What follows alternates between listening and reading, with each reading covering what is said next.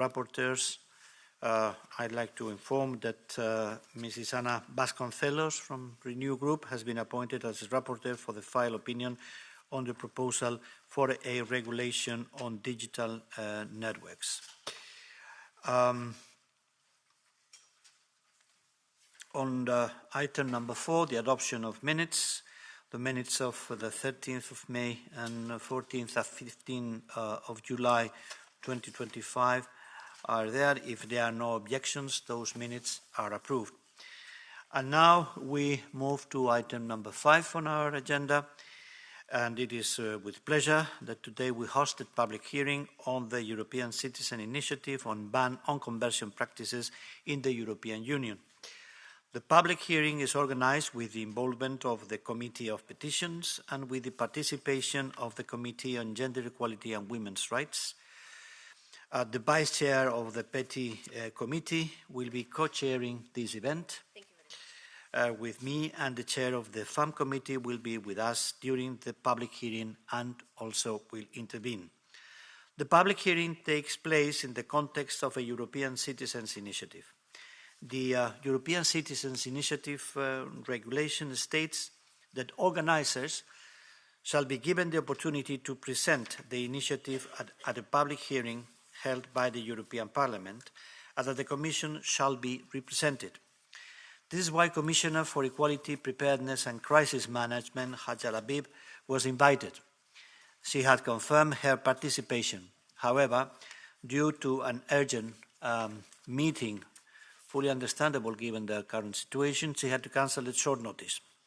She will be replaced by the Deputy Director General from DG Justice and Consumers, Mrs. Irena Musova. The present ECI initiative was submitted to the Commission on the 17th of November 2025. It obtained 1,128,063 statements of support and reached the minimum thresholds in 11 member states. I hope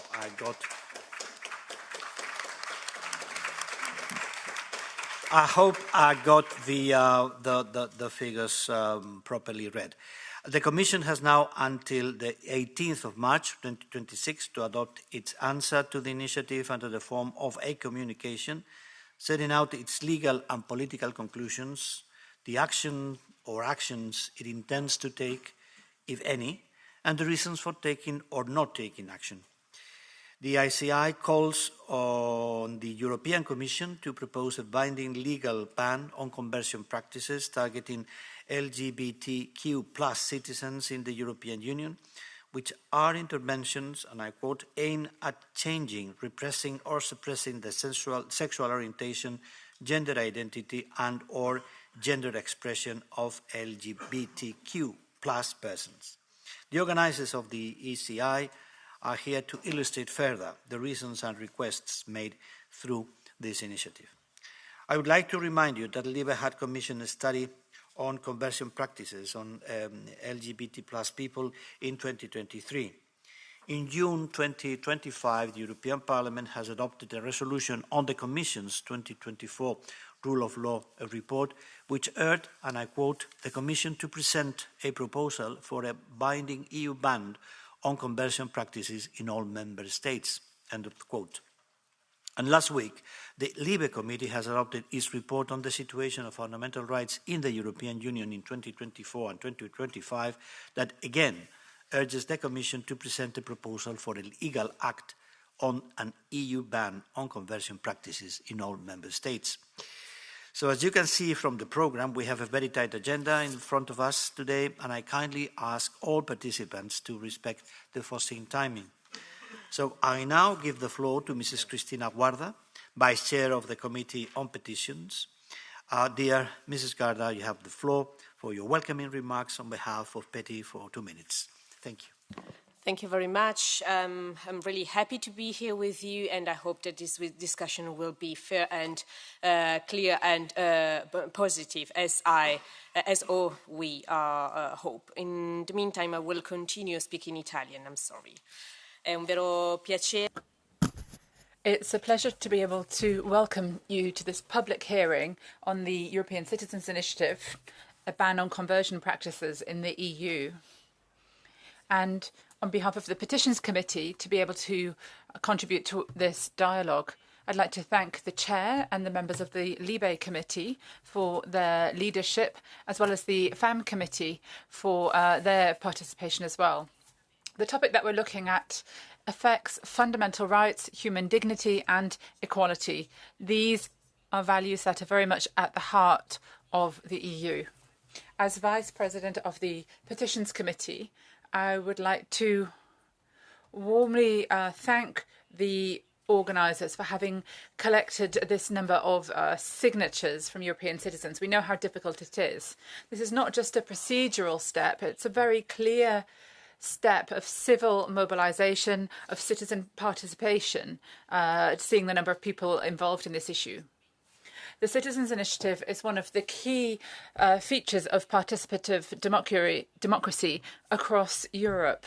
It allows citizens to send in proposals to the Commission and ask them to respond when it comes to areas that are of union competency. So it enhances the link between the institutions and citizens, and it means that the EU has to be more conscious and aware of citizens' desires. Today is an important step in this procedure because it ensures that citizens' voices will be heard within the institutional framework. This Citizens' Initiative, a ban on conversion practices, mean that the signatories of the petition will ask the Commission to look at legislation or acts to ban conversion therapy based on person's sexuality or gender identity. It also means that we have to look at possible legislative tools as well as legislation on equality, as well as strengthening recourse for victims.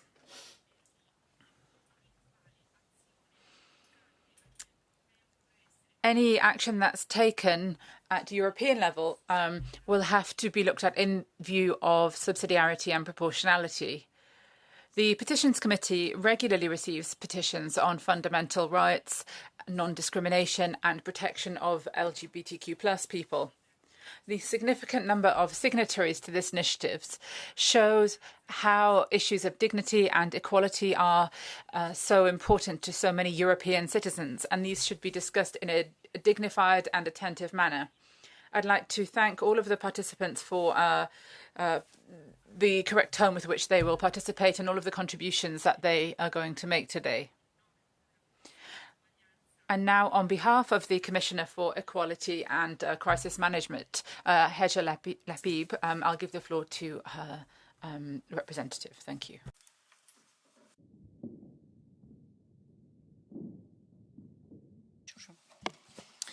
Thank you very much, honourable chairs, honourable members, and also dear organisers of the Citizens' Initiative. Let me first of all apologise, Commissioner Labib. She has unfortunately been called by the President of the Commission, Ursula von der Leyen, for the extraordinary meeting of the Security College due to the events in the Middle East. But I will hope be able to deliver the message that has been prepared for her. So I'm in a way using also her words, because she wanted to really very warmly thank and congratulate everyone who organized and supported this initiative. Because as being said already, you gathered over 1 million of statements of support across the European Union, and reaching this required threshold is really something in 11 member states. This is already a big achievement on its own. And by bringing this initiative forward, you have also shown a light on conversion practices, on those that really harm the course. Addressing this is a clear priority in our LGBTIQ+ equality strategy for the next 5 years, which we adopted in October. But you have also shown the power of the European Citizens' Initiative itself, because it is a really unique tool. It allows people to put the issue they care about directly on the European agenda, to start a debate to ensure institutions respond. Successful European citizen initiatives have triggered public debate and a number of actions already. They have also prompted legislation such as the revised Drinking Water Directive and the regulation on transparency and sustainability of the European Union risk assessment in the food chain. And very recently, they prompted as well the funding on safe abortion. When an initiative reaches the required support, the Commission has 6 months within which to decide what action, if any, it will take. An initiative like yours reflects the voices of many people across our European Union. And when we assess how to respond, we must look carefully at all the interests and all viewpoints. And this is why today so much matters to us. Our assessment is ongoing within the scope set out when the initiative was registered in January 2024, and also within the European Union competencies. And we have not yet taken a position. Today is about listening carefully to you and also to the debate. Honourable Chair, honourable members, dear organisers, the World Health Organization removed homosexuality and the so-called gender identity disorder from its classification of diseases. There is nothing to cure. Conversion practices are based on the false idea that LGBTIQ plus people are somehow sick. They are not. These practices cause real harm. They can lead to deep psychological trauma. They can cause physical damage. And above all, they attack persons' dignity. 1 in 4 LGBTIQ plus people and almost half of transgender people report having been subjected to these practices. Many have faced violence, abuse, and humiliation. In the Commission Labib mission letter, President von der Leyen entrusted her with combating these practices. She takes this responsibility really seriously. In our LGBTIQ plus strategy, we announced a study to better understand the scale and impact of conversion practices. That study was already launched last month, because we need facts, we need clarity, and we need to base our actions on evidence. We are also stepping up coordination. We will use our expert group on LGBTIQ plus equality, bringing together member states and the Commission to support dialogue and cooperation. In April last year, the Commission organized a dedicated discussion on conversion practices with representatives from member states, civil society organizations, academics, and other stakeholders. On that occasion, Belgium's authorities presented their legislation banning them. And previously, we have done the same, inviting Spain and Malta to present their member states' legislations. We will listen closely to civil society experts and above all to those directly affected. As we develop our approach to combating conversion practices, we will take this citizens' initiative into account. As set out in our LGBTIQ plus strategy, we will consider the most effective way forward. The European Union has the power to adopt incentive measures designed to protect and improve human health. At the same time, we must respect member states' responsibilities for drawing up their own health policies. We will consider how we can support member states who play a crucial role in preventing and banning these practices. 8 member states have already done so.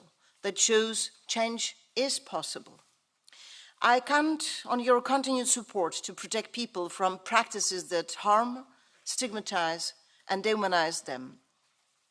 Dear organisers, today is an important milestone for your initiative. Other institutions and stakeholders will hear directly from you. You will be better understand your initiative. We will better understand your initiative, and also we will share views. I'm here to listen, and I'm looking forward to an open and thoughtful discussion. Thank you very much, Mr. Chair. Thank you. Thank you, Mrs. Dėkoju. Dėkoju, ponia Musova. We'll hear from the organizers about their initiative, on the reasons and objectives of it. First, I will give the floor to Mr. Stocco on behalf of ACT Against Conversion Therapy for 5 minutes. Mr. Stocco, floor is yours. Honorable chairs, honorable members of the European Parliament, thank you for being here.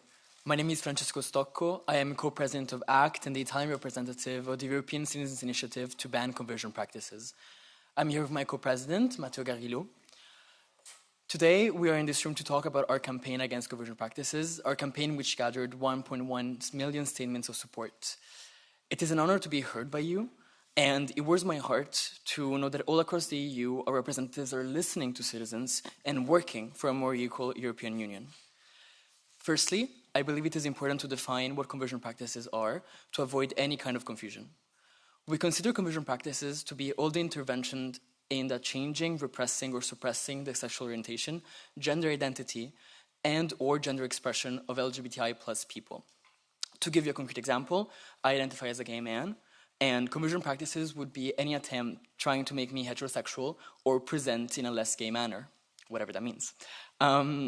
These practices usually fall under one of three categories. Conversion practices can be societal. They can be pushed by parents, friends. Okay, they can be pushed by parents. They can be pushed by friends or relatives. It is verbal and physical abuse in these cases. Conversion practices can sometimes be medical, so pseudo-psychotherapy, which is based on no actual medical facts, or forced injections of hormones, for example, to make, for example, men more manly. They can also be faith-related, and this happens in both mainstream and smaller groups of religions. It's praying the gay away, the usual phrase. It can be group talk, or even in some more extreme cases, as we will see, exorcisms. Let me be clear. These are barbaric attempts to deny LGBTI plus people of our fundamental rights. The UN considers conversion practices torture because this is the issue on hand today, torture. Since 1990, homosexuality has been removed from the list of illnesses of the WHO. In 2019, trans identity has also been removed from this very same list. Conversion practices are based on the misguided idea that there is something wrong in us, something to be fixed. This is not true. There is nothing to cure. This should not be a divisive issue.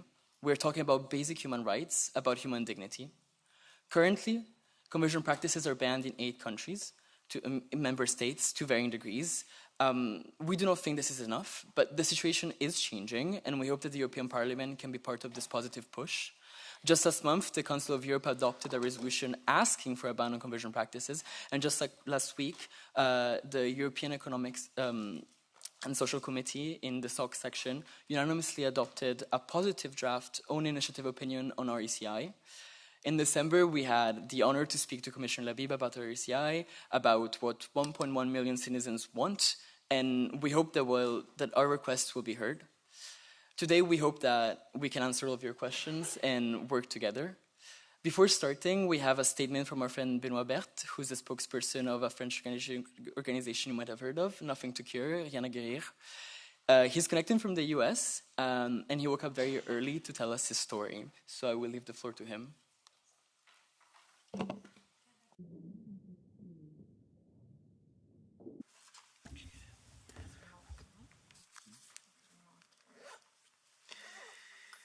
Thank you, Mr. Yeah, I know. Thank you, Mr. Stocco. Now we have, I'll give the floor to Mr. Berthe Seward on behalf of ACT Against Conversion Therapy and on the organization Rien à Guérir, who will intervene remotely for 5 minutes. Good afternoon, Mr. Seward. Can you see us and can you hear us? Yes. Great. Can you hear me? Well, yes, welcome to the session. We can hear you and we can see you. So the floor is yours for 5 minutes. Thank you so much. Dear Chair and honorable members of the European Parliament, I grew up in a loving and caring French Catholic family, and when I told my parents I felt attracted to men, they said, "Don't worry, we will help you." They genuinely believed they were doing the right thing, and I was young and I trusted them. So for 3 years, they brought me into so-called healing retreats, often in close religious communities. I was isolated, forbidden to speak, subjected to deprivation, and forced into intrusive and abusive one-to-one session, where even as a minor, I had to discuss my most intimate sexual thoughts with a priest and pseudo-experts. In those sessions, homosexuality was portrayed as depravity, something dirty and dangerous. I was told that being gay would lead me to loneliness, hell, HIV, or to death. I was young and terrified. I thought my life would be over. This was repeated by adults in institutions claiming authority, morality, and care. I internalized it. I learned to hate myself, and very quickly, seeing that none of my feelings were changing, I became desperate and starting having thought of ending my life. And trust me, my story is far from being the most violent. Many survivors in our collective endure much worse things, such as exorcism, physical abuse, public shaming, corrective rape, and many other things. Some of them describe their lives as totally ruined, and too many are still unable to speak publicly today, like I am doing now. At 18, I escaped, and years after, I rebuilt myself and my parents understood their mistake. They realized that instead of protecting me, they had put my life at risk. Today, they have apologized and now are helping and speaking within their community to prevent such harm. And yet, almost 20 years later, I still live with severe PTSD.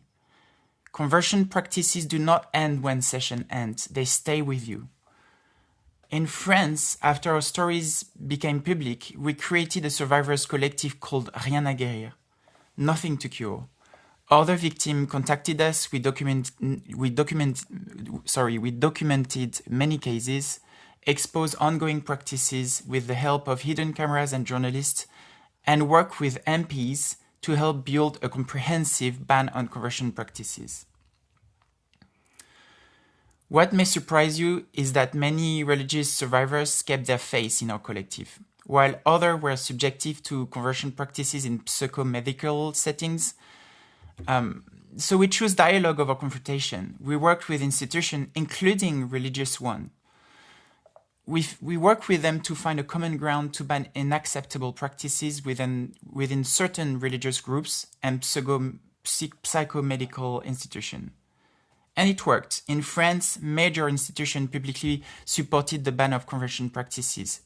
The French Conference of Catholic Bishops, La Conférence des Évêques de France, the highest Catholic authority in the country, formally endorsed the prohibition, including practices targeting gay and transgender people. This proves something essential. It is possible to disagree on beliefs or interpretations of religious texts and still agree on one fundamental principle, that abuse is unacceptable. Because deep down, conversion therapies have nothing to do with faith. They are not a moral debate. They are a form of abuse that cause real and lasting harm. I do insist on this today because we often hear misleading arguments about freedom of opinion and religion, and it must clearly be debunked. And even though I personally hope our society will progress, citizens remain free to believe that homosexuality is a sin or trans identity is wrong. That is our freedom of conscience. But no one is free to harm our bodies and our minds in the name of that beliefs. That is the line the law must draw clearly. So banning conversion practices does not restrict freedom of religion or freedom of opinion. Those freedoms remain protected, but they cannot be used as a shield to abuse. This applies equally to conversion practices targeting trans people. I am well aware that these topics and realities are subject of intense debate nowadays. We may have different perspectives, some may still have doubts or questions about it, but none of that can ever justify exposing trans people to electroshocks, violence, rape, exorcism, or psychological abuses. Debating on conversion practices ban should not become a new excuse or a new battlefield to reopen trans debates that divide and create conflict, as we have seen too many times. Because whatever we may believe, trans deserve dignity, safety, and protection under the law, like any other human being on this earth. Whether you understand or agree with what their experience is and how we decide to thrive, blossom, and live our life. Well-being must be our compass. And I love that word, well-being. And impossible to serve well-being if we do not listen to the concerned people, or experience, or trauma. It is impossible to access well-being if we ignore the studies, figures, and overwhelming evidence of harm of conversion practices. Mr. Seward, you should be concluding your remarks, please. Yeah, I have just one more paragraph. It is impossible to access well-being if we use anti-LGBT ideology as a compass because lesbian, gay, bi, trans people exist, whether some people like it or not. LGBTQ+ isn't just a long acronym. Behind those letters, there are real people, real lives. It is a fact, and everyone deserves dignity and respect. And finally, I deeply believe that European Union exists also to protect human dignity and fundamental rights alongside all member states that committed to the Charter of Fundamental Rights. Today, I hope we will be able to talk all together with our differences and will be able to draw a clear line where beliefs cannot be used to abuse others. No one ever should be subjected to coercion, violence, and psychological harm in the name of an ideology. Human dignity is not negotiable. Individuals' well-being must be our compass, and there is quite simply nothing to cure from being yourself. Thank you very much. Thank you, Mr. Seward.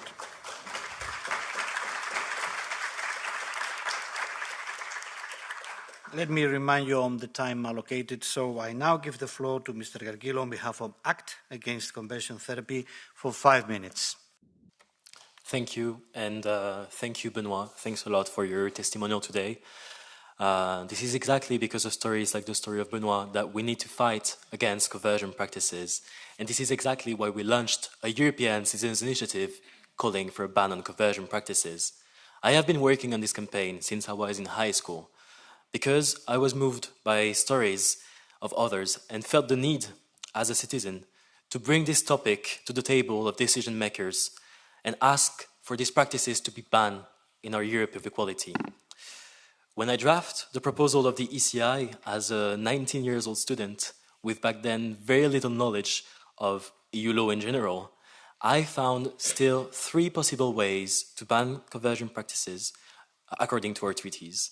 As you know of these possibilities, but I will still say them again. The first possibility in our ECI was adding conversion practices to the list of EU crimes in the TFEU. The second possibility was amending the ongoing equality directive that has been stuck since 2008. And the last proposal was to propose a proper directive tackling the ban on conversion practices. And back then, I was already aware that adopting legislation may take time. And so we immediately asked in the ECI that we need to fight against conversion practices now. And that is why we asked the European Commission to issue recommendations encouraging member states to take measures to end conversion practices within their national context. Since the launch of our ECI in January 2024, we gathered 250,000 signatures between the 17th of May 2024 and the 10th of May 2025. And then we gathered 1 million signatures in just 7 days between the 10th of May and the 17th of May, the International Day Against LGBTI+ Phobia, showing how strong the support to ban conversion therapy is. This has been never seen in the history of the ECI, 1 million signatures in 7 days. And that is why 1,245,000 EU citizens are urging the EU to put an end to these practices. When we went to the European Commission in December 2025, we presented, of course, the signatures to the Equality Commissioner, Mrs. Labib, but we also gave her a joint statement signed by over 160 organizations from the civil society urging the Commission to take actions. These organizations were Amnesty International, ILGA Europe, IGLIO, TGEU, OII, and many, many more. But overall, during this campaign, we gathered the support of over 300 organizations, all in all corners of our union, but also from many public figures. In Belgium, the singer Angèle supported us publicly, but also in France, we had the President Macron who supported us. In Slovenia, Prime Minister Golob. In the Netherlands, the newly elected Prime Minister Rob Jetten. In conclusion, I just want to say that DCCI, for me, represents what direct democracy is at its best. Regular citizens, we're 22 years old, uniting in what they believe and fighting to make decisions maker create change in our societies. And from experience in our campaign, of course, but also from other stories from activists who fought for ban in other countries like Spain, Malta, Cyprus. People may have different views and feelings toward the LGBTI+ community, but at the end of the day, everyone agrees that we remain human and that no human should be tortured for who they are or who they love. Thank you.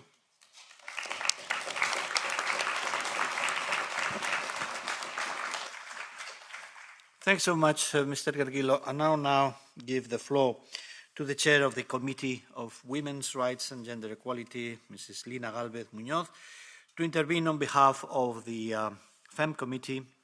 Mr. Galvez, you have the floor for 2 minutes. Thank you very much, Chair. Dear colleagues, I would like first to thank the organizers of this European Citizens Initiative for bringing such an important topic here at the European Parliament. Congratulations for collecting over 1 million signatures for your initiative.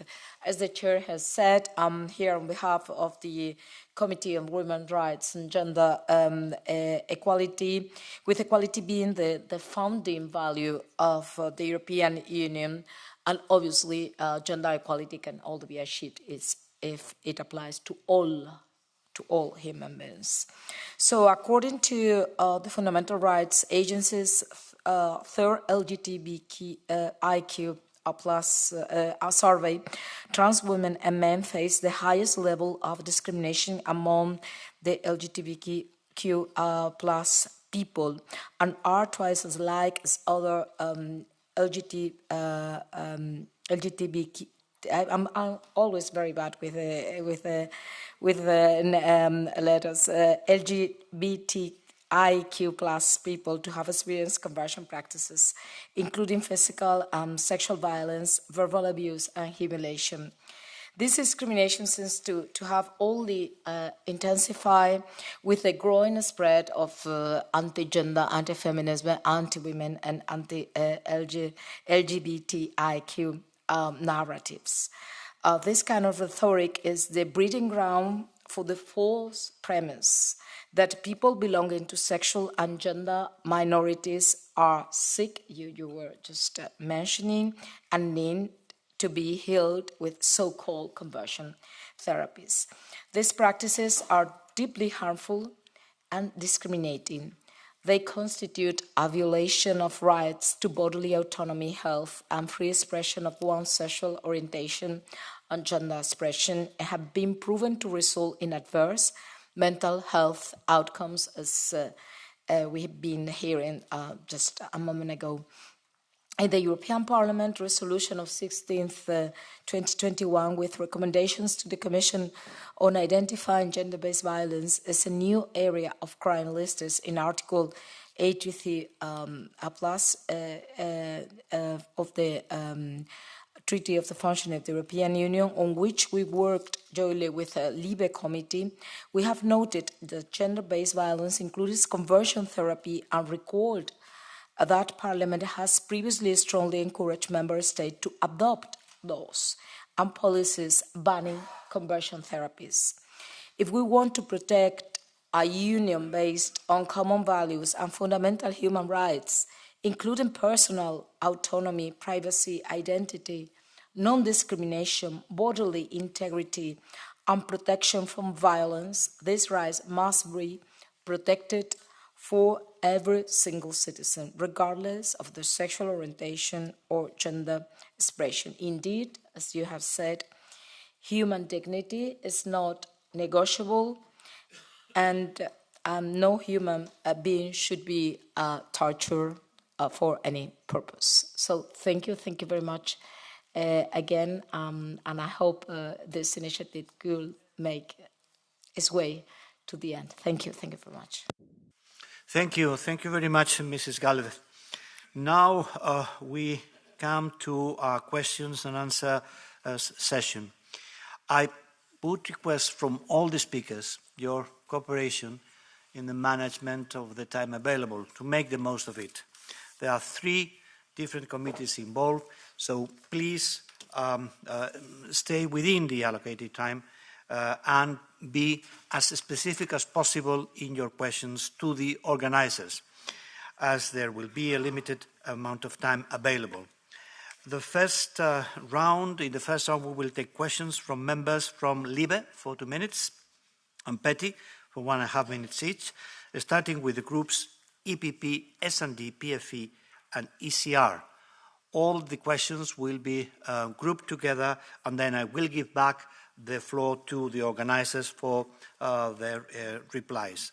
So we start with EPP LIBE for 2 minutes. Thanks, Chair, and allow me to first share a word of appreciation for the Citizens' Initiative here, and also for the very strong and encouraging, and also very, let's say, respect-demanding statements that you had also sent, here in person, but also connected digitally. And I can only applaud the courage that you actually had taken, not only to organize the Citizens' Initiative, but also to be here and speak about it and demand actions from various levels. At the same time, allow me to be a bit, let's say, focusing on the practical terms of the initiative. And as you rightly also said in your intervention already, you identified 3, let's say, categories or reactions that could possibly be. And the first, of course, the addition to the definition of Eurocrimes, which is, of course, a treaty change. And I guess we all have a bit of a feeling on how long that might take and actually to go forward on that. Second point, you also mentioned legal initiatives. But as well, legal initiatives are connected to member states being willing to participate, not only in the negotiations, but also in aligning on the political purposes of that. And that is a bit of a question both to the organisers, actually, but also to the Commission at a certain point, on how they see the, I assume, and as far as I know, very diverse picture within member states. So are there things that we can actually learn from your initiative, but also from the campaign around it when it comes to the debates in some member states? To the Commission, of course, the question on let's say, the timetable of the study that you started last month on, let's say, the scale and the impact of conversion practices. And I know that it can be frustrating from time to time, but I think just overskipping member states and the competences at European level and the division between that might also be a bit too short in the end if we want to actually achieve something at European level. Which is why the second question, and then I'll quit, second question, specifically also to the organisers again, is not only what we can learn from your initiative and the campaign, but what actually can be learned from the member states that had already banned conversion practices, and how we can foster dialogue between those member states and the other ones who didn't do so far. Thanks. Thank you, Mrs. Depon. I understand you're the only speaker for the EPP group. Well, if so, I attach another 30 seconds. That's right, and yes. Go with the third question. Have the right to do so then. Thanks a lot. And attach a third question. And knowing that legislation and political debates usually take a bit of time, and I guess this House is very much aware of it, are there any, let's say, alternative measures or instruments or projects that we can do in the meantime, and also as well connected to the digital intervention? Is the health system fit for the purpose, or is there anything left that we can also do? Thanks. Thank you, Mrs. Depon. Now I'll give the floor to S&D Group. who will be taking the floor? Ms. Sippel, 2 minutes. We will try to share our time between my colleague Chloe Riedel and Juan Fernando. Okay. I start, okay. Merci beaucoup et Thank you very much. à toutes les ONG. Thank you very much. There are 300 NGOs that have supported this citizens' initiative. It's a huge movement for freedom, which is, we've heard from survivors. And I think that we should repeat the words that we heard from our speakers. These are human beings. And the victims of this therapy have terrible psychological consequences and suicide even. This is a form of torture. They are being forced to take hormones. They go through humiliations and exorcisms. They are forced to watch pornography. They are basically being tortured, and it's an attack on human dignity that we cannot accept in the European Union. We have a charter on fundamental rights in the EU. It says that human dignity is inviolable, it has to be respected and protected, and nobody can be submitted to torture. So we can't prevent people from having bad opinions about gay or trans people, but we cannot allow them to torture people who are the way they are and have a right to be that way. So I have a question for the European Commission. Well, yes, we should be banning these practices. What legal options would you prefer to pursue, and what are you going to do in practice to monitor the situation and flag up those involved in these procedures? Yes, if I may, just a word of respect and full support endorsement from many of us here in the European Parliament to the compelling testimonies we have heard from you, bringing the case to this gathering of European Parliament, this format of European Parliament activities. Having said this, it is only obvious that for some member states, conversion practices are against the law. Exemplary so. Some member states have made it explicit that they should be banned because they are a gross violation of human rights, they are against the United Nations resolutions, they are against the Council of Europe standards, and they are against, of course, the Charter of Fundamental Rights, which is binding for the member states and for all the institutions, and when implementing EU law, it should be secured by the European Court of Justice. But having said this, I have two questions. One, we can actually make sure that the Commission can actually enhance the implementation and obligations in this regard by a criminal law, by civil law, administrative law. Second, the Commission should also make sure that the Directive of Protection of Victims comprehends those situations that we have been discussing here. Legal, medical and psychological assistance to the victims of conversion practices. And third, the Commission should also make sure, that is my question to you, what are you going to do about it? Should also make sure that no conversion practices related activities, even by NGOs or by some associations, medical associations, psychological associations, of whatever kind, receive any funding from EU budget, making sure that no money is allocated to any foundation, institution, society of whatever kind which justifies or implements conversion practices. Thank you, Mr. López Aguilar. Now for the group of the PFE, Mrs. De La Pisa. Muchas gracias, presidente, señorías. Thank you.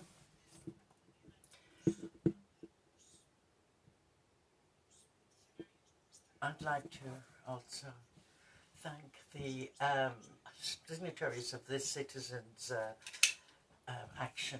When we look at the psychological or physical abuse for a person, we're not the only ones to replace this, and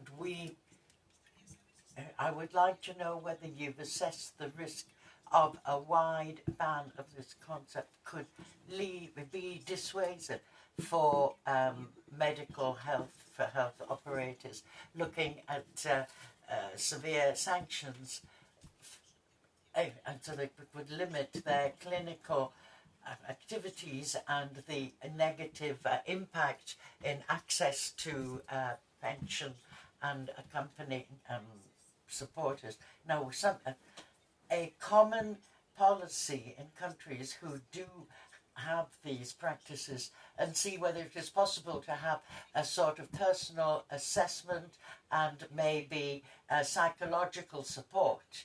Now, if we're talking about children, it would be better, or it would be a good idea to help a child who wants a possible gender declaration, and the parents or the teachers should be able to contribute this when experience tells us that maturity is important, and it is possible to live with this type of activity. You have to live with other problems such as anorexia, for instance.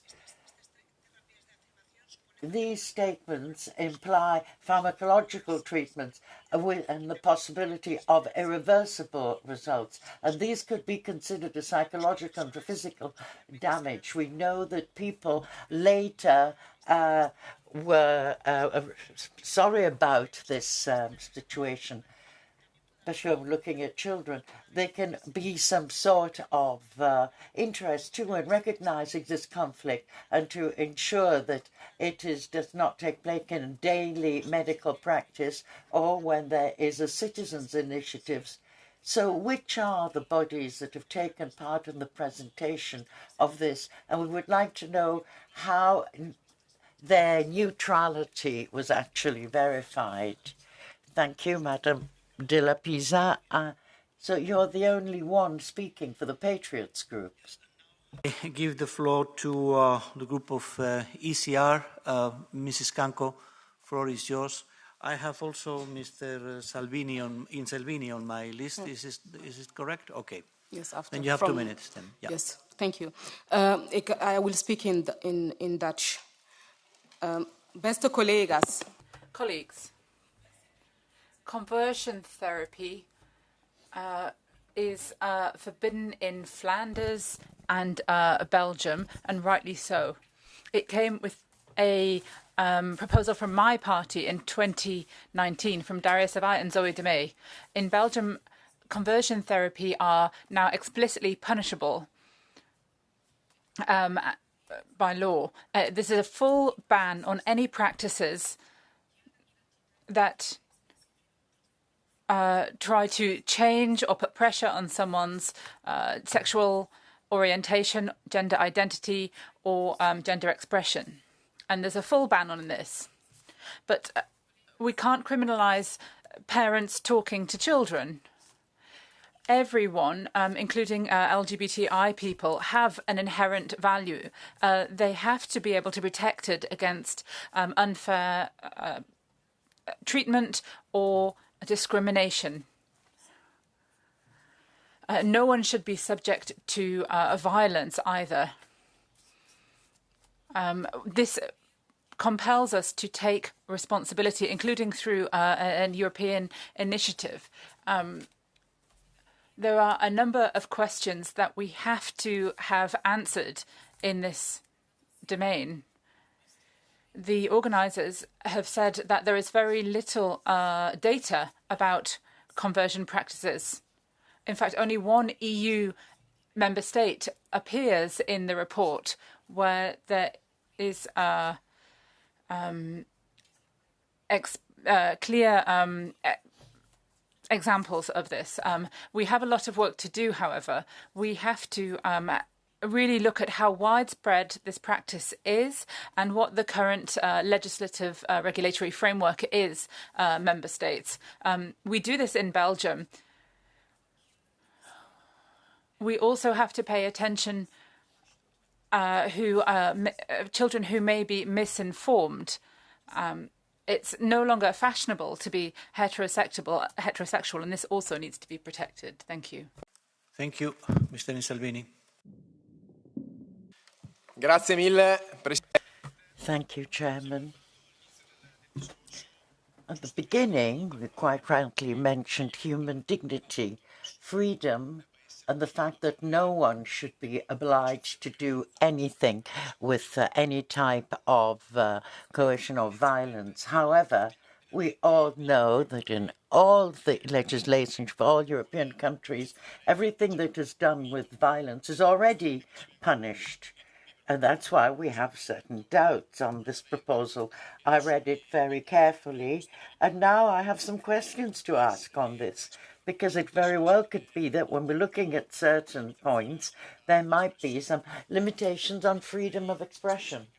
First of all, I'd like you to specify clearly what you mean by gender identity, because it's quite obvious that if a person has to advise a friend that a male body feels female, well, he should try and be at peace with himself.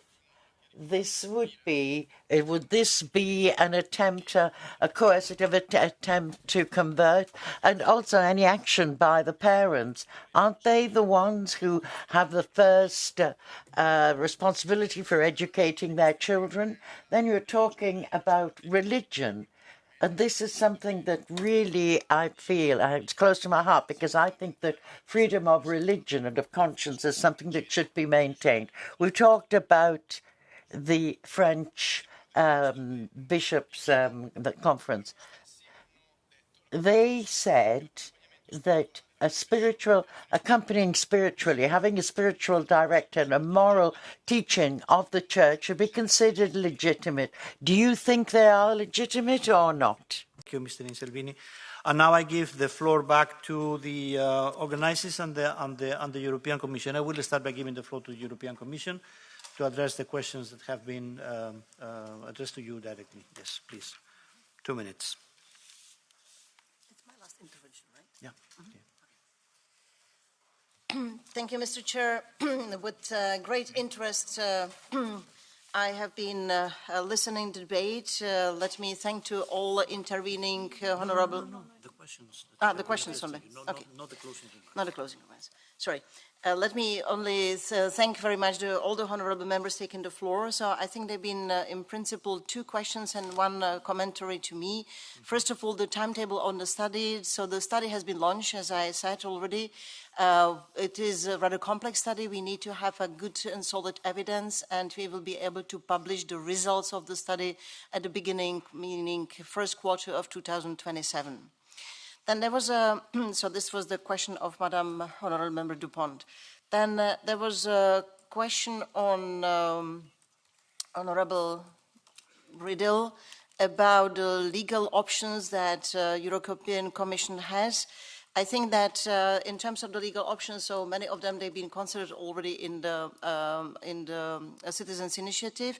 And since we have to analyze them from the legal point of view, I'm afraid that I will not be able to speak about them right now. And then there was a question also from Honorable Member Lopez Aguilar on the funding and also the laws and the Victim Rights Directive. So in principle, I take it as a suggestion that those are the elements that we are supposed to look at. And as I said, so we are here today for listening, and those are very important elements to be eventually taken into the account as you kindly express your views. Thank you. Thank you. And now I'll give the floor back to the organizers. Mr. Stocco, Mr. Seward, Mr. Gargillo, you have 6 minutes. You can split your time, or one of you can act as a spokesperson for the rest, and addressing the points that have been raised by the members. The floor is yours for 6 minutes. Thank you so much. I will answer 2 questions. We were asked what can be learned from member states which have already banned conversion practices. I think that firstly, we can learn that it is possible to ban conversion practices on a national level in various ways, even criminal. We can learn that this ban can and should be comprehensive, that it should cover gay people, bisexual people, lesbian women, transgender people. We learn that it can safeguard minors and adults alike, because we can also learn that certain bans are imperfect, which is why we're urging the EU to take action. In Germany, for example, it only covered minors, and we really do not think that an adult can consent on being tortured. I think that we can all agree that such acts are not something that we consent to. So we can learn that we can and should do better, let's say, that we should harmonize and that we need more cross-border action. Sometimes certain associations might operate out of a country and then advertise in another. And then I will switch to Italian to answer another question. Sinceramente, le parlerò dal cuore. I'm going to speak straight from my heart. I think that as far as freedom of expression is concerned and freedom of religion, these are things that come from a starting point of love. You gave an example of a friend who asks his friend to help. And friendship also means to help. It means to support. It means to reaffirm. Of course, there are some persons who don't believe in this point of community. But it's what you're asking your friend, you're asking religion is not to oppose someone's existence, but support that person, accompany that person. Thank you.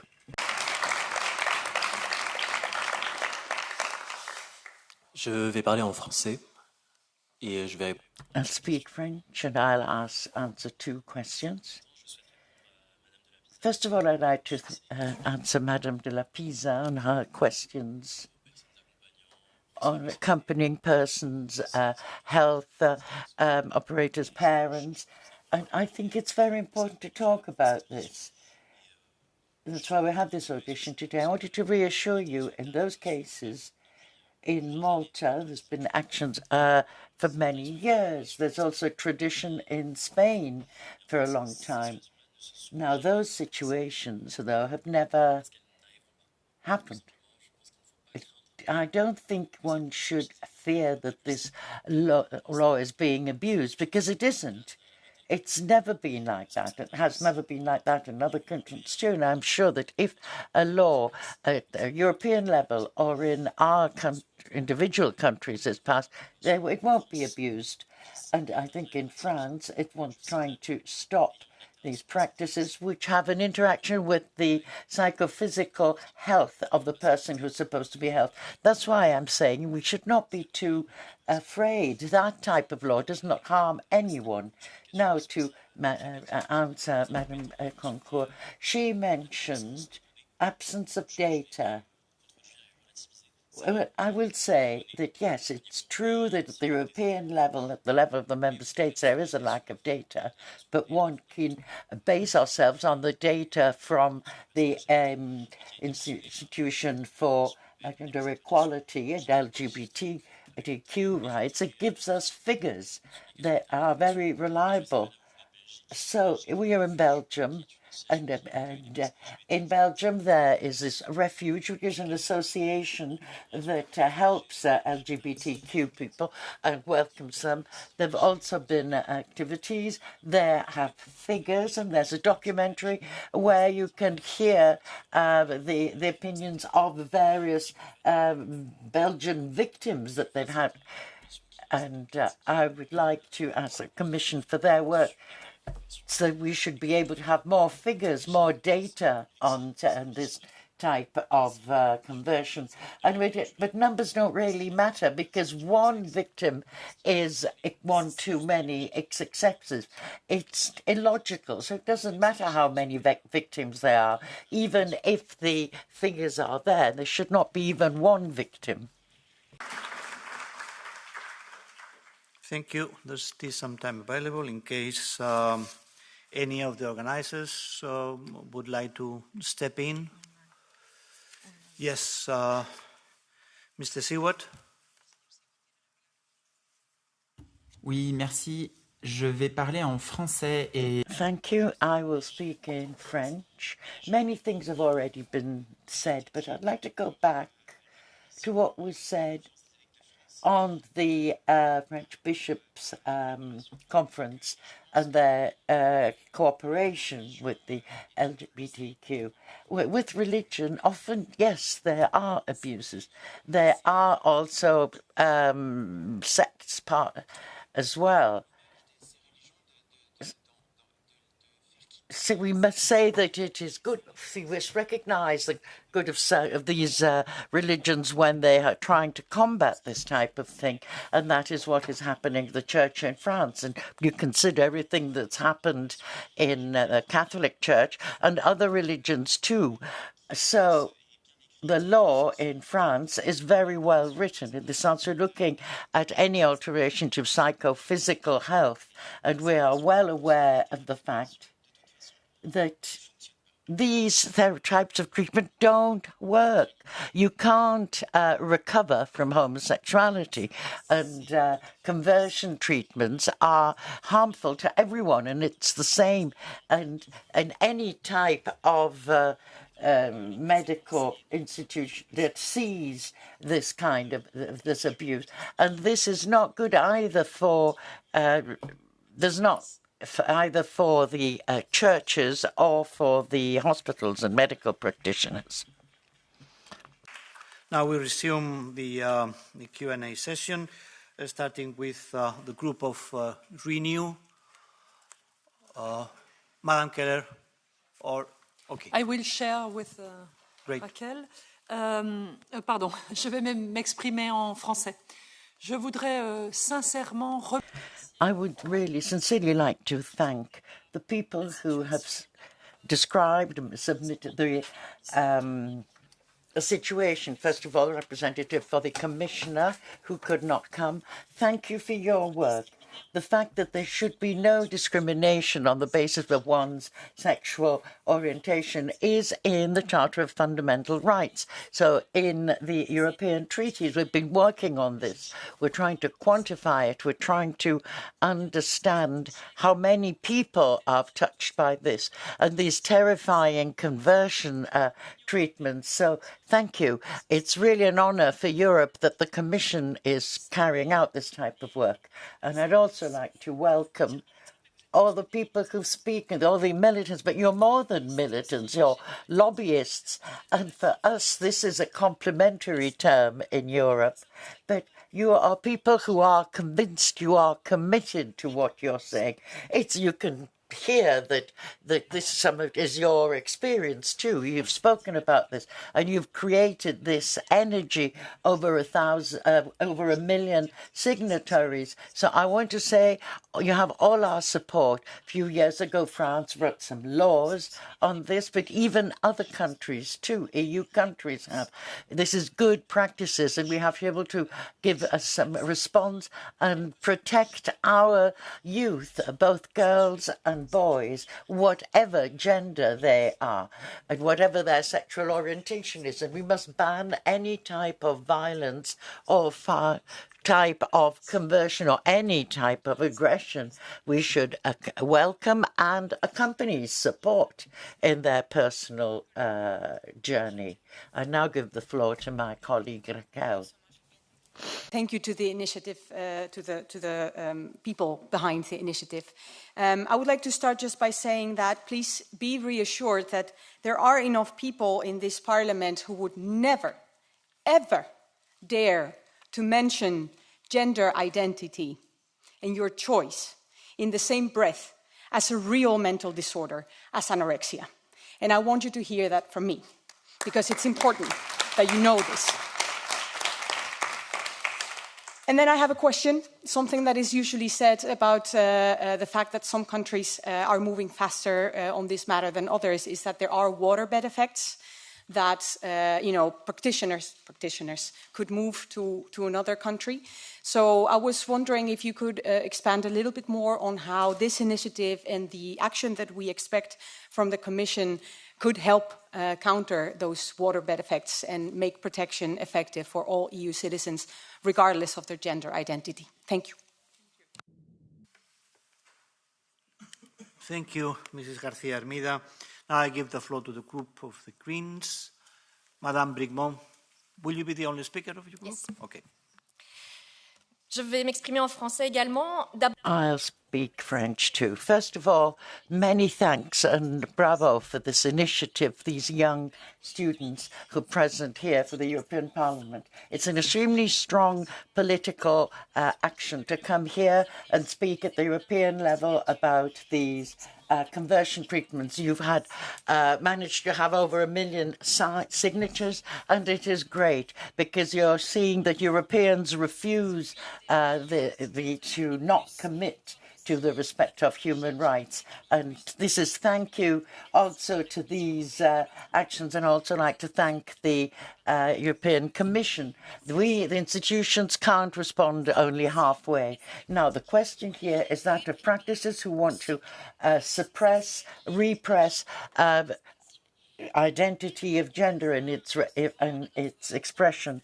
And I'd like to remind our extreme right that 40 years ago, remember, homosexuality is no longer considered a disease since 1990, and for transgender since 2019. And these actions have been considered as torture. Now, the consequences have been documented. We've heard from a direct survivor, depression, anxiety, and suicidal thoughts. So here we have to consider these actions that do have these negative effects. And then there's this strong mobilization of citizens. These are financed and often transnational who are supporting these practices that are not marginal and are part of an ideological system. And unfortunately, European fragmentation takes advantage of this. And this is unacceptable. We forbid these practices on the national level in most countries, and these definitions, though, are not harmonized, which means that in Europe, protection, unfortunately, still depends on the border. A European citizen action is based on Article 2 of the treaty, which guarantees the rights from the Article 21 of the Fundamental Charter for discrimination, that we can't, but there are still grey areas. LGBTQ plus 2026-2030 require the need to act in this. The policies are there. I've heard of it today. Often the laws exist, a ban in the case of violent crime, qualify these as discrimination and adopt a specific European instrument today. But this depends exclusively on a political choice. Now, you've already pointed out 3 things, but I'd like to hear something more on this. The importance of a harmonized definition at European level. Second, this idea of consent, which is used as a justification when family or social pressure is being brought to bear. And thirdly, how can we have a real ban that is really applied and not just symbolic? These initiatives, these colleagues here, leave us here in front of a certain responsibility. No one must be corrected for what they are. They must be protected, and this should not just be proclaimed. Thank you. And now I give the floor to the group of the left.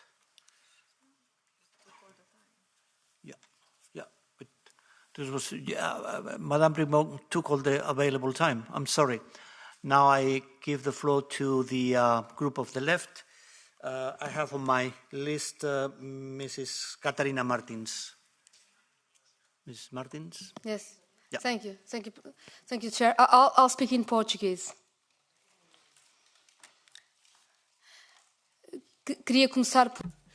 I wanted to start by thanking the organisers of this extraordinary citizens' initiative. I'd like to thank you for all of the work that you've done collecting signatures. That's an incredible job you've done to try and combat this aggression, which are conversion therapies. I'd like to thank you for your personal commitment and the strength you've shown in coming to speak to us today. In Portugal, conversion therapy is prohibited and it's criminalised and has been since 2024. It's legislation that my own party saw as a priority. This is a real achievement that we can't take for granted. So, first of all, it's obvious to me that if we consider that in the European Union, human dignity has to be respected, then conversion therapy is discriminatory. So they are not acceptable from that point of view in any member state. And secondly, they are simply cruel. And when it comes to the effectiveness, they simply don't work. So let's not use terms like choice when it comes to sexual orientation or when it comes to gender identity or gender expression.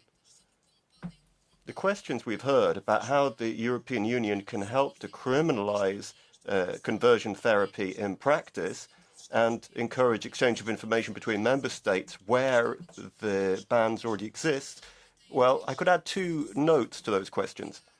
First of all, we need to be careful not to indirectly finance associations or institutions that carry out conversion therapy in the European Union. And also, at the European level,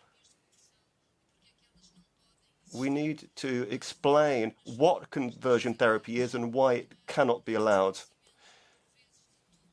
There's a lot of lack of awareness in families about these issues. It's quite a complicated subject. Certainly in the European Union, we can do better to fight conversion therapy in the field of ideas and explain why it has to be criminalized. Thank you, Ms. Martins. Are you the only speaker on behalf of your group? Okay. Yes. Then I'll give the floor, if there is a speaker here, to the ESN group in Libe or in Petty. It's not the case.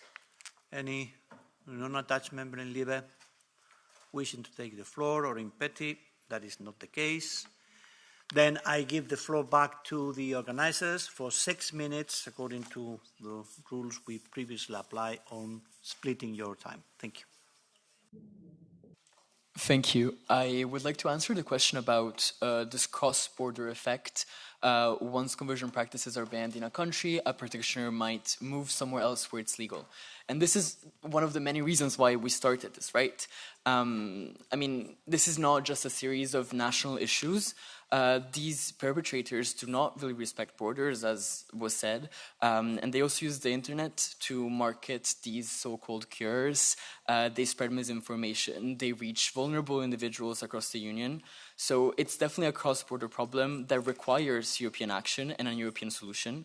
As we said earlier, harmonizing our laws with an EU directive would provide a clear legal basis to finally act against these perpetrators, no matter where they are in the EU. There's the question of certain organizations such as Courage International, Desert Streams, which are financed by the US, for example, and organize conversion therapy in many member states, such as Spain or Poland, Italy, and more. This means that they have a bigger international capacity, and they can coordinate to move their capacity from one country to another, which means that the EU needs to ban this fully. Thank you.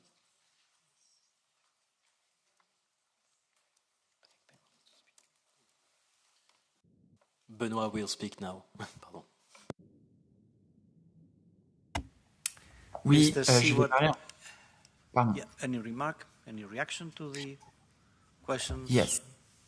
Okay. I will speak in French. Par rapport au consentement, je pense que c'est Well, as far as consent is concerned, I think it's important to talk about this because people who find themselves in this situation often submit to the conversion treatment, and it's very complicated. Often these people are vulnerable people under certain types of authority who are lost and who really feel that if they follow this type of conversion therapy, they might recover from the gaydom. But it doesn't work, of course. That was my case. I was vulnerable. It put me in a situation of total distress because you do everything necessary, or they tell you to do, and it doesn't help. So the question of consent is rather complicated. It should not be in the text. It's very difficult to define this, and you're not giving consent to be tortured at the end of the day. And this these practices are dreadful, are an aggression. Now, here we would like to stress we've seen with this prohibition in France already when you go to cross the borders of other countries, there are organizations that follow this closely. You finished, Mr. Yeah, apparently finished. Then we can have a second round on the Catch the Eye basis. I have a few members wishing to take the floor, starting with Mr. Gordon Bosanac. Floor is yours for 1 minute. Thank you, Chair. Dear colleagues, I would like to remind us all how sexual and gender minorities entered the 20th century characterized as mentally sick people, as criminals and as sinners. And it took us 100 years to change this story. So we entered the 21st century as the ones who are not anymore mentally ill, because homosexuality is not illness. We are not anymore criminals, and on the contrary, there is a lot of legislation which is now protecting the sexual orientation and gender expression. So for me, this initiative is a no-brainer. We have to keep on going further and not allow anyone to bring us back in the past. So my appeal to the Commission is, ban conversion therapies, because what we have here, therapy is a form of torture, and torture is forbidden in all the member states, not only in the member states, but all around the world. And my question to the organizer, could we also maybe call, not only to ban this horrible practice, but also to call for more free, accessible medical, psychological support to our public health system to heal homophobia, so that the people can really access to our mental and health institutions and get well. Thank you. Thank you, Mr. Bosanac. Now, for 1 minute, I'll also give the floor to Mr. Moritz Körner. Yes, I also think that's a good idea. But I also want to congratulate the organizers. And also I want to say, actually, your answers were more convincing than some of the questions of our colleagues. I think that shows how your courage is in this issue. And I think it's also a sign that it's a youth movement I see. Can you maybe also say something? Do you know the age of the signatories, most of the signatories, and how your campaign was there? And thanks a lot again on your crucial engagement there. Really, I think it's a very important issue that we discussed today. Any other requests for the floor of members present?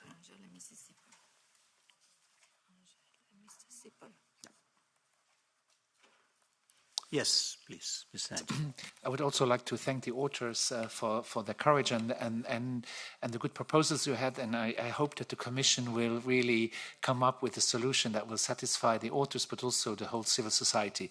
But my question is directed to the Commission.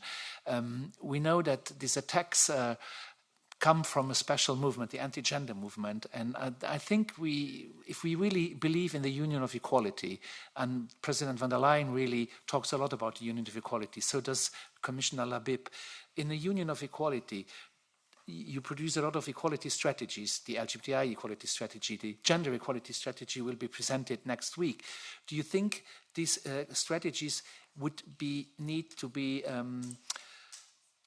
need to have a chapter on how to counter this anti-rights movement, because the anti-rights movement talks about freedom of speech, etc., as if it would be an attack of freedom of speech, but this movement is about disinformation, misinformation, and I think also the Commission and we have a responsibility to debunk and to counter this movement. And the question of my colleague Aguilar was very important also to make sure that there's no funding going to such NGOs, knowing that President Trump and a lot of American money will come to think tanks and newly created organizations to really talk about something that doesn't exist, a gender ideology. There is no gender ideology. There's just human rights, fundamental rights, and dignity. Thank you. Thank you, Mr. Angel.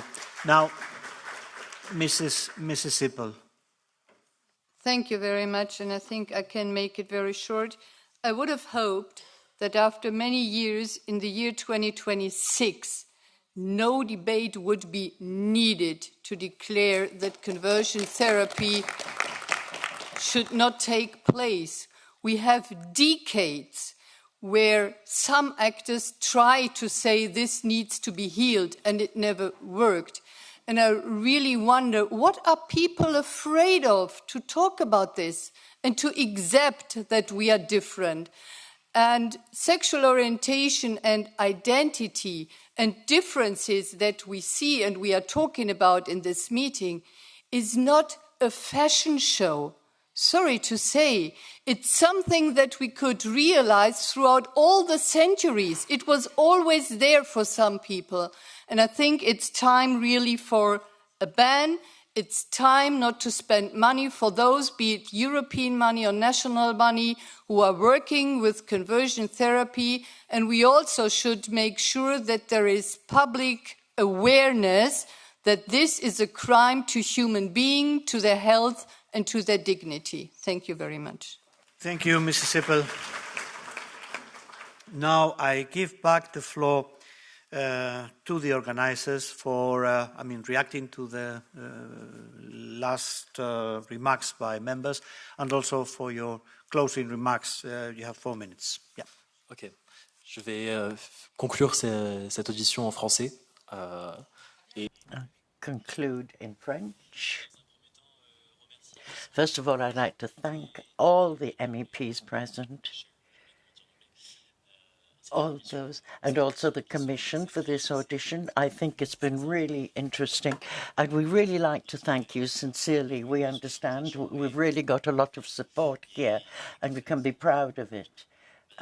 As Madame Sippel said clearly, it's sad to be here in 2026 and still discussing banning types of treatment that are recognized as torture. So, and yet we're here. We're here to fight to ensure that these treatments are prohibited in our countries, not only in France and Italy, but throughout Europe. I'd like to thank you for these points. It's very difficult as a citizen to come here to the European Parliament and at 22 organize this type of discussion. But yes, we are lobbyists. I was being accredited as a lobbyist. They've given me a badge, but I'm really just a 22-year-old student. So I'm sorry that I'm failing my English course because to come here and talk about these policies, but we want to ensure that we are supported and that these conversion practices are prohibited. 1,285,000 people have signed this petition. 1 million in a week. It was a massive movement, and the European questions often are very difficult to explain to our citizens, and there we saw real mobility. It was all mobilized, and we saw this. It goes to show to what extent democracy interests European citizens.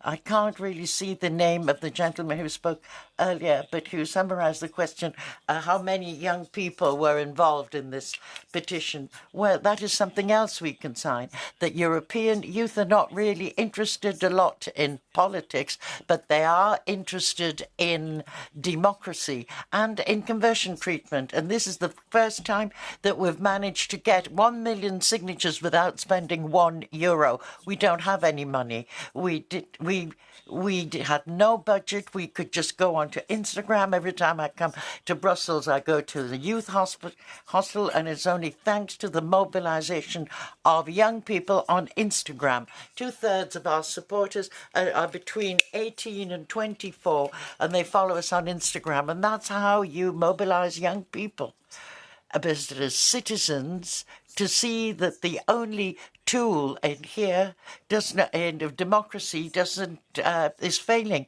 and yet we've seen that the mechanism doesn't work, and that's why we're counting on you. We're counting on the European Parliament, on the Commission, on the Economic and Social Committee to support this prohibition, because here we have doubts, we have problems. You're here to answer to your questions, but we'd like to say this and at the end of the day, there's nothing to cure in a LGBTQ person, and we need your support against these conversion practices. Thank you.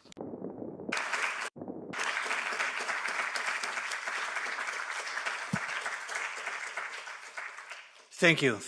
Well, if you need a note to excuse you from, for missing your English lesson, the chair will be delighted to issue that, okay?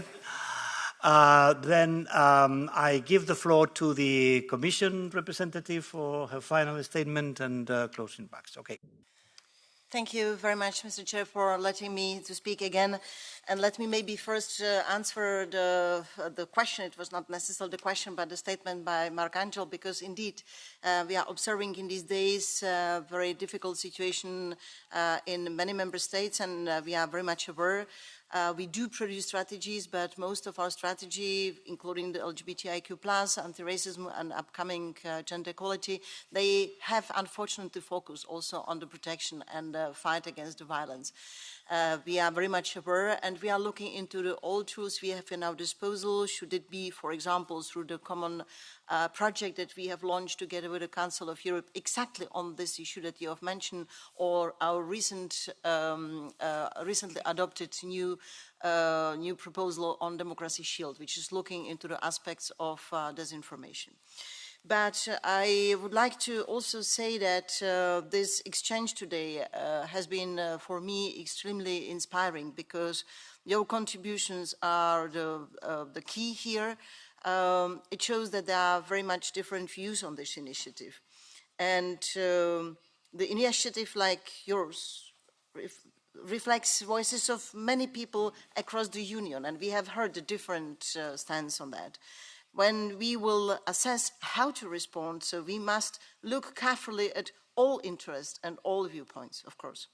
Now, there is one thing that I would like to state clearly, because LGBTIQ people do not need to be cured. They need to be protected. And this is something that I would like to state clearly. And as put in the LGBTIQ strategy, the Commission will carefully consider the best way forward to combat these practices. We will, of course, base our work on the findings on the study and all the data which are already available, and take fully into the account the suggestions as enshrined in the Citizens' Initiative. We will look, among other things, on how to support member states, while, as I said already, fully respecting the division of competencies as enshrined in the treaties, as stated already in the registration decision by the Commission.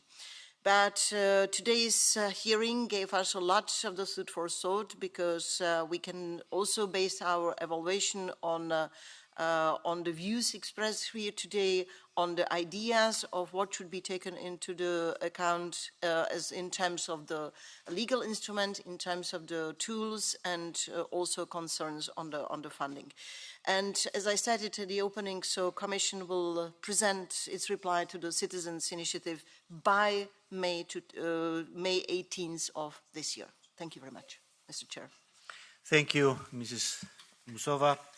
And now I'll give the floor to the Presidency of the Council and to the representative of the European Economic and Social Council, who is the rapporteur of the opinion on this initiative ban on conversion practices. But first I invite Mrs. Elena Ioannou from the permanent representation of Cyprus and the Council Presidency of the European Union to take the floor for 3 minutes. Mrs. Ioannou, floor is yours.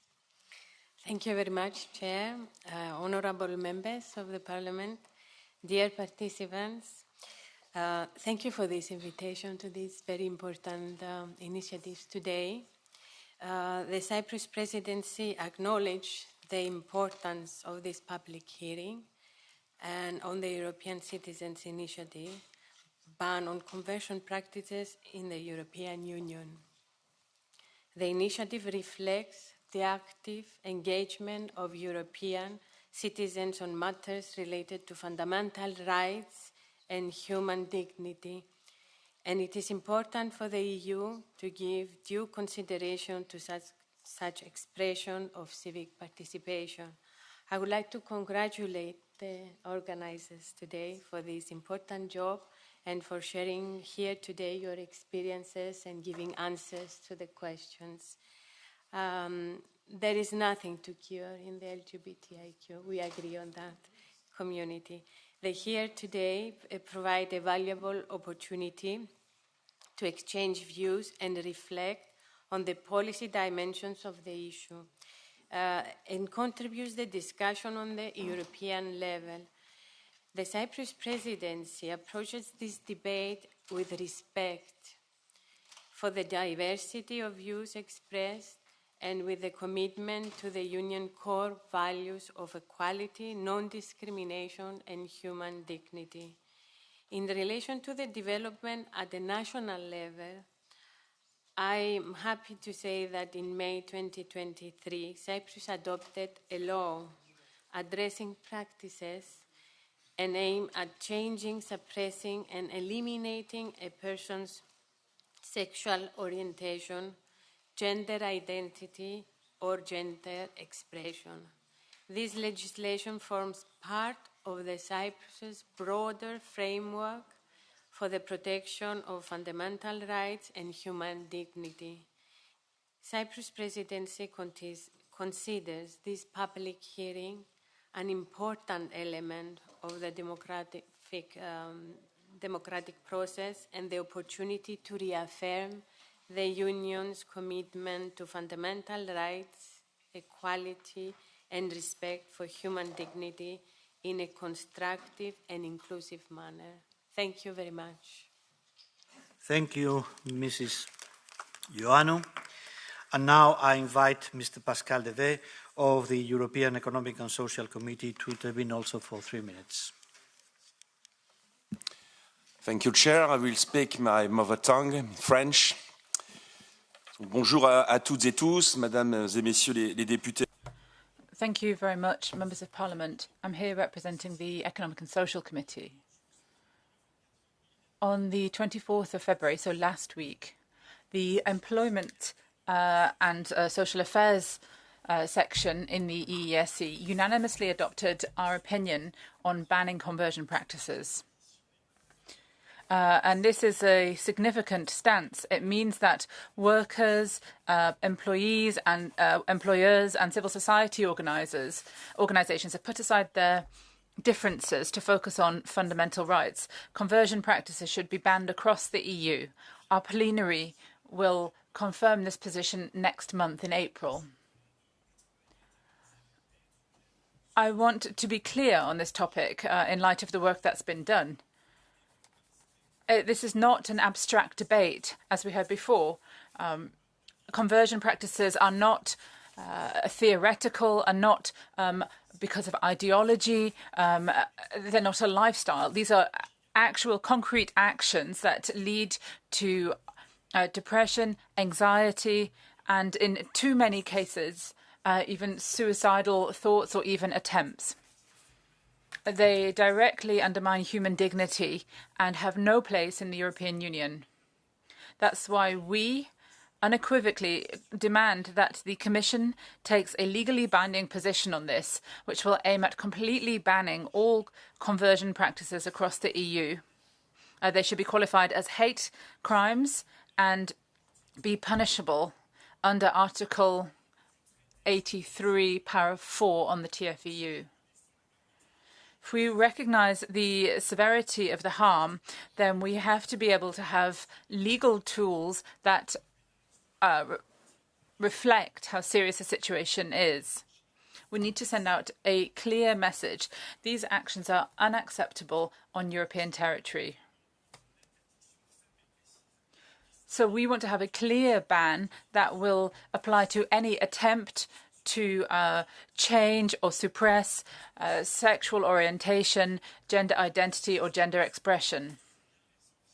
And that will protect both children and adults. And I would just like to take the opportunity to remind you all of the rights of the child. Conversion practices that target non-binary or transgender people, meaning that they have to express their gender in line with their birth sex. These should also be sanctioned. I'll speed up because I don't have enough time. We also believe that this ban should include all public and private actors, and this is very important, prevent any type of publicity, including outside of the EU, in order to ensure that people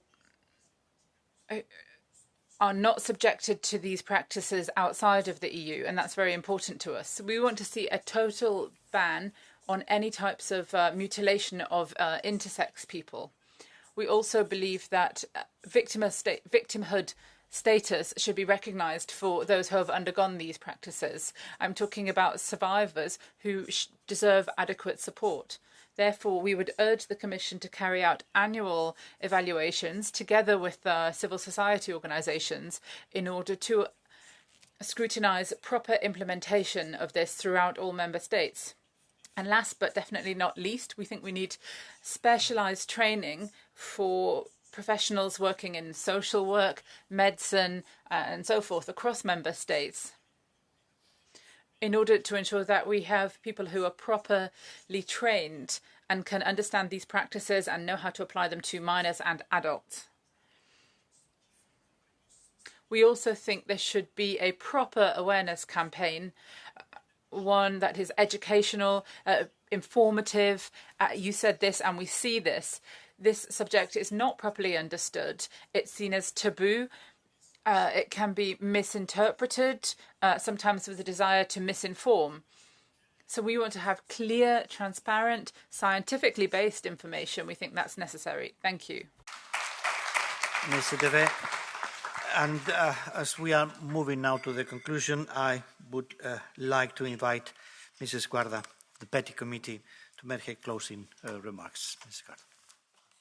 Thanks a lot for this meaningful debate, and thank you for the suggestions and to make clear the necessities that you are putting thanks to these democratic initiatives. So I will continue in Italian.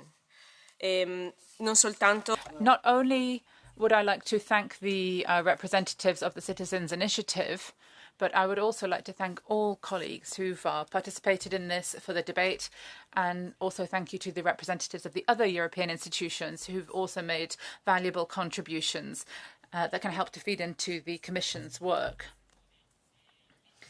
and hopefully into some kind of legislative follow-up, as well as one with financial support in order to respond to this urgent need.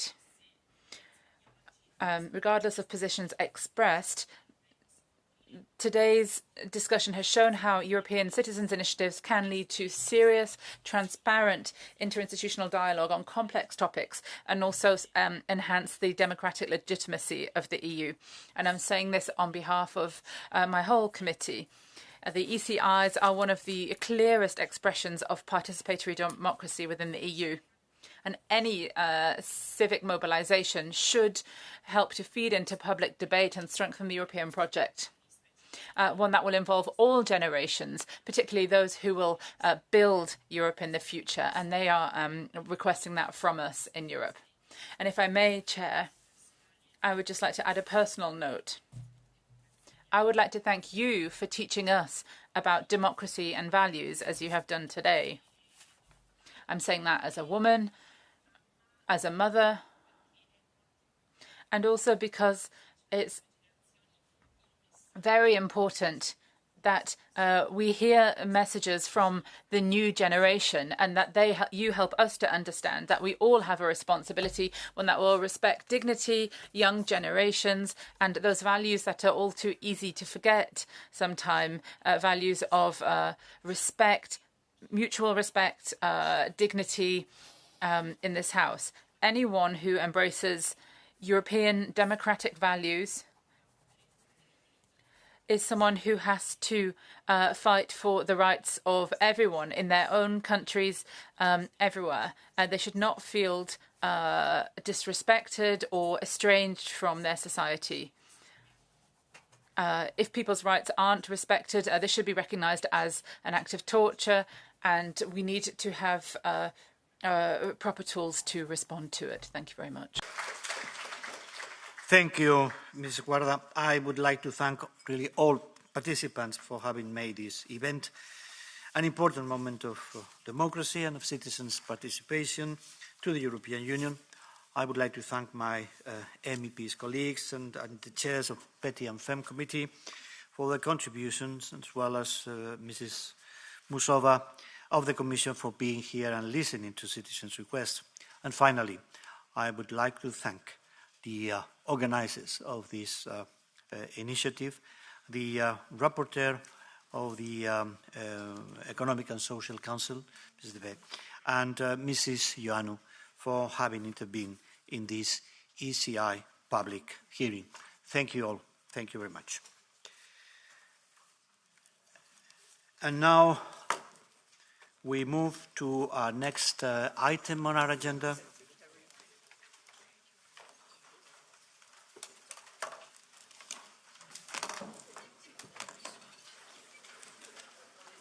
Thanks for coming.